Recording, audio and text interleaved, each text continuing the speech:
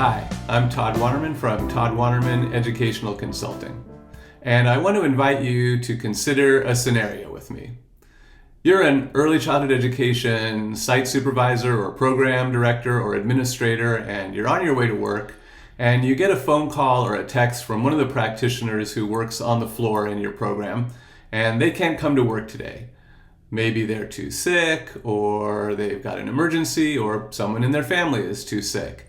So now you've got an hour or so to figure out how to staff that classroom.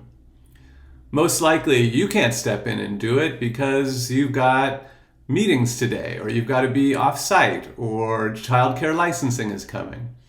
Maybe you'll even end up moving children from one classroom to another to stay in ratio. Or perhaps you work with a service that provides substitutes to your program.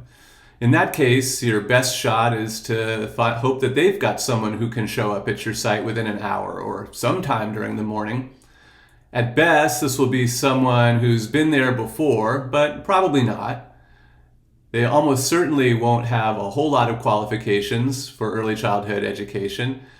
Almost certainly won't know the children, the other teachers, the families, your program. Now let's flip that scenario. You're a practitioner who works with children on the floor in an early childhood program, and you wake up one morning and you realize right away that you can't go to work today. Maybe you're too sick, or someone in your family is too sick, or there's some other kind of emergency. You can call your supervisor, or maybe you've got a list of substitutes that you can call. In either case, you're going to have to work the phones, probably get through to very few people, and hear reluctant no's from people who usually can't drop what they're doing on a moment's notice and step in for you. And now you're lying in bed wishing you could just go back to sleep because you're too sick to go to work, and you've left a whole lot of messages, and you've got to keep trying other options and fielding calls back for people saying they're so sorry but they just can't do it. In the meantime, your coworkers are trying to get the program ready without you. They've got twice as much to do because you're not there, and they also have to be constantly distracted by all the efforts that are being made to find someone to take your place. I know these scenarios because I was an early childhood education practitioner for over 25 years, and there was many a morning when I was lying in bed wishing I didn't have to go through the ordeal of trying unsuccessfully to find someone to take my place when I was too sick to go to work. In my last video about rethinking early childhood education, coaching, and mentoring, I talked about how staffing in general in early childhood programs has been a major problem for at least the last 2 decades. Since the coronavirus pandemic hit, by all reasonable estimates, we've lost an additional 150,000 practitioners from the field, and we're having a great deal of difficulty attracting new practitioners to the field. Okay, now let me invite you to consider another scenario. What if you had a coach or a mentor in your program, and that coach or mentor was available to be your on-call substitute? So that when someone couldn't come to work, the first person you would call would be someone who knows your program, knows your children, knows your families, and has decades of teaching experience. Someone who could be working side by side with the staff and adding value to the program, rather than holding serve or maybe even subtracting value from the program. And let's take that one step further. What if this mentor did what coaches and mentors already do and already had at least one day a month to come in and be on the floor for some time in each classroom? So that if on one of those days when your mentor was already scheduled to arrive, you had someone out, well then you have a sub already on the way, and it would just be a case of seeing if the mentor could arrange to stay a little bit longer. That way the mentor could then once again pick up on their plans of program development and support while also covering for your staff member who isn't there.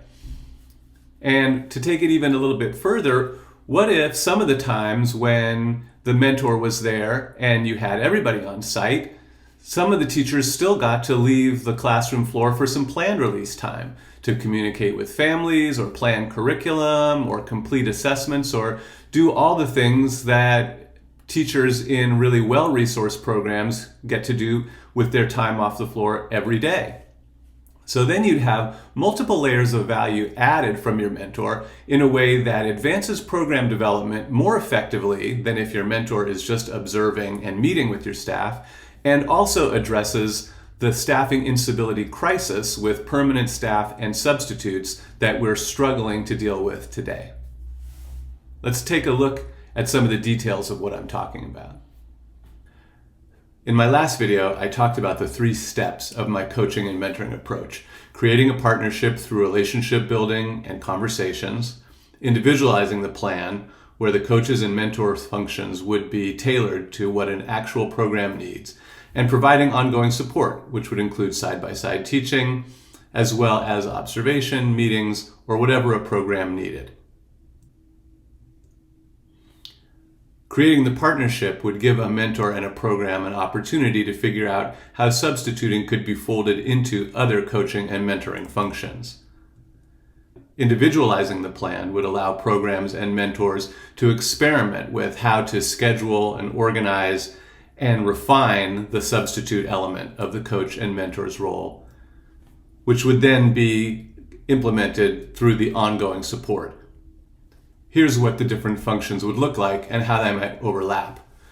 You would have substituting as well as side-by-side teaching or other staffing support, planned release time if a program and a mentor agreed that that was beneficial to the coaching goals and strategies, and then side-by-side teaching where the coaches would perform some actual direct service to the children, like I spoke about in my last video.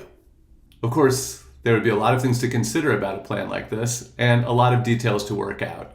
It would probably take a fair amount of trial and error. I've been promoting this plan around the field for quite some time now, and it meets with different responses. Some people feel like it's already been tried and it doesn't work. Some people feel like it just couldn't work. And some people feel like it's exactly what we need right now.